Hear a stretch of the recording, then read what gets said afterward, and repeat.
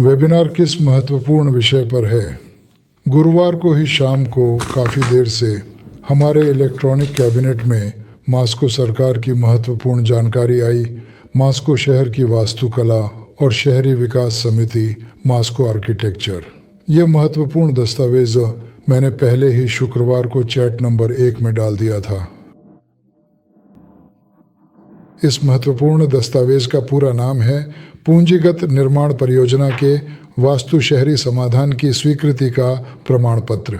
यह एक अत्यंत महत्वपूर्ण और अपेक्षित घटना है जो वास्तव में पिछले वर्ष के अंत तक ही पूरी हो जानी चाहिए थी, लेकिन विभिन्न अप्रत्याशित परिस्थितियों और कुछ जटिलताओं के कारण यह प्रक्रिया आज तक यानी इस महीने की 14 तारीख तक लगातार टलती रही और इसमें काफ़ी विलंब हुआ।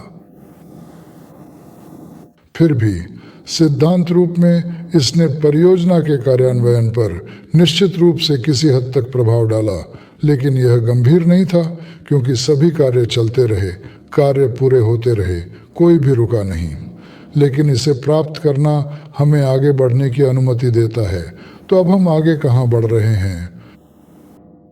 इसका मतलब हम अभी स्टूडियो में हैं, बस इन दरवाज़ों के पार गलियारे में। वहाँ लोग बैठे हैं और दस्तावेजों को अपलोड करने का काम कर रहे हैं।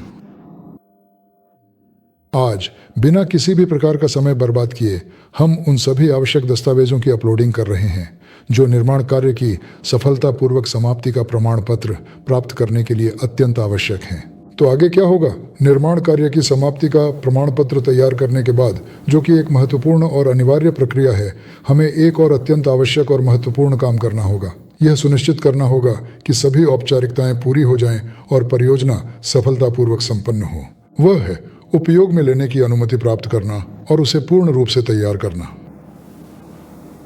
उपयोग में लेने के बाद हमें उस संपत्ति का विधिवत पंजीकरण करना होगा जो अब अधूरे निर्माण की स्थिति में नहीं है, बल्कि एक पूर्ण और निर्मित संपत्ति के रूप में है जिसका उपयोग अब किया जा सकता है और जो सभी आवश्यक मानकों को पूरा करती है।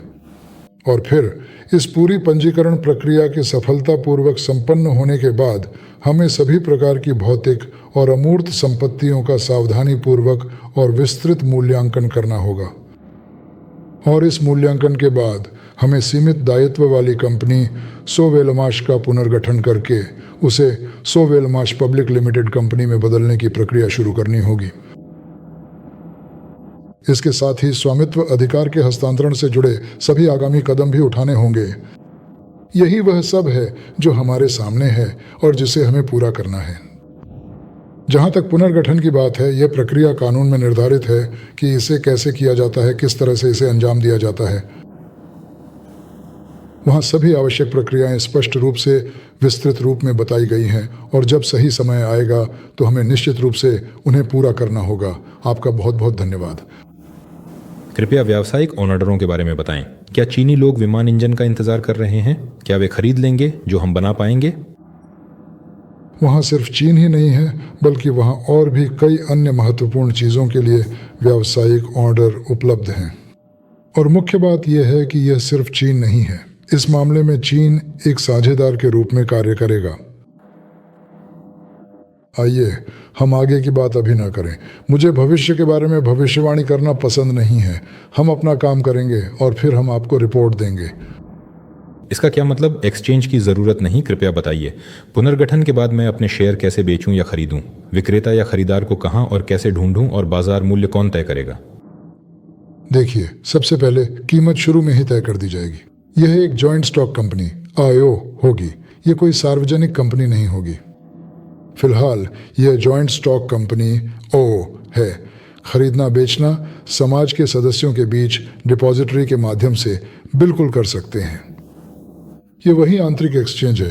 प्रबंधन से संपर्क करें, डिपॉजिटरी से संपर्क करें कृपया। यह सब कुछ कंपनी के संविधान प्रस्ताव में लिखा होना चाहिए और जैसा उसमें लिखा होगा वैसे ही यह सब लागू किया जाएगा। क्या इंजन के नए वर्षन के परीक्षण के कोई नतीजे हैं? पहले से ही कुछ प्रारंभिक और महत्वपूर्ण नतीजे मिल चुके हैं।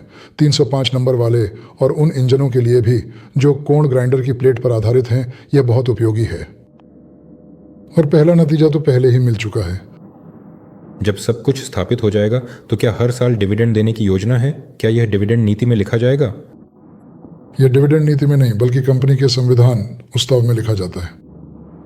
संविधान उस्ताव में आवृत्ति स्पष्ट रूप से लिखी जाएगी, लेकिन किसी भी हाल में यह न तो मासिक होगी और न ही तिमाही, क्योंकि भुगतान को मंजूरी देने की पूरी प्रक्रिया काफ़ी समय लेने वाली और अत्यधिक जटिल है।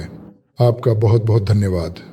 जब सब कुछ पूरी क्षमता से काम करने लगेगा तो क्या हर गुरुवार को वेबिनार होंगे या फिर वे बहुत कम हो जाएंगे? यह आवश्यकता पर निर्भर करेगा। अगर प्रतिभागियों को वास्तव में ज़रूरत होगी तो हम निश्चित रूप से वेबिनार आयोजित करेंगे। आपका बहुत बहुत धन्यवाद। क्या मोटरों के संभावित उपभोक्ता हैं, जैसे घरेलू उपकरण निर्माता, वॉशिंग मशीन, फ्रिज, कंबाइन बनाने वाले? रूस में सोवेलमाश ने किसके साथ बातचीत की है? हमने बातचीत की थी।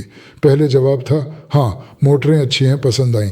आप कितनी आपूर्ति कर सकते हैं, कितने समय में, किस कीमत पर? और हम जवाब नहीं दे सकते हैं। तो बात आखिर किस बारे में हो रही है?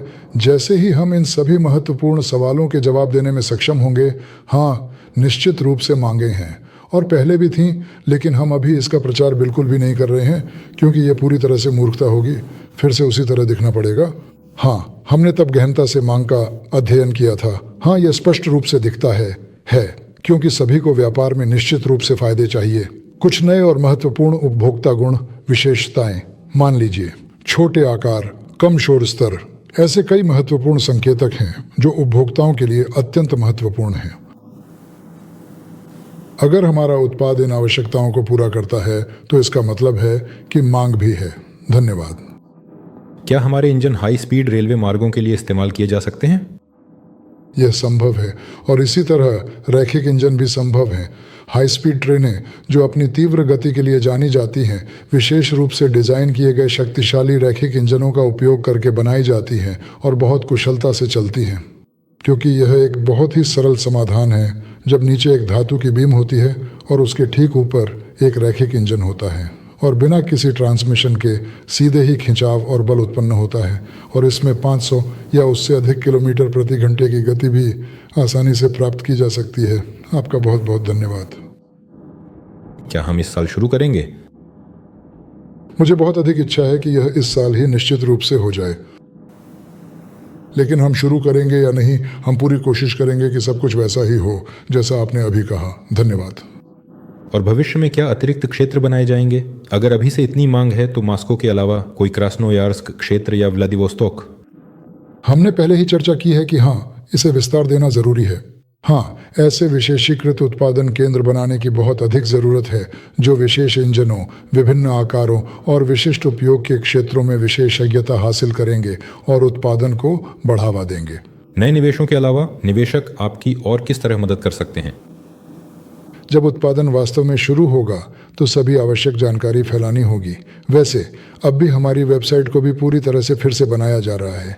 इसे इस तरह से सावधानीपूर्वक तैयार किया जा रहा है कि संभावित उपभोक्ताओं को अधिकतम सुविधा और सरलता मिल सके, ताकि काम करना, ऑर्डर देना, यह समझना कि हम वास्तव में क्या कर रहे हैं, हम कौन से व्यावसायिक ऑर्डर ले सकते हैं और कौन कौन से नए उत्पाद पेश कर सकते हैं, यह सब कुछ बहुत आसान हो। और यह भी समझना कि यह उद्यम आखिर है क्या, इसकी प्रकृति और उद्देश्यों को गहराई से समझना महत्वपूर्ण है।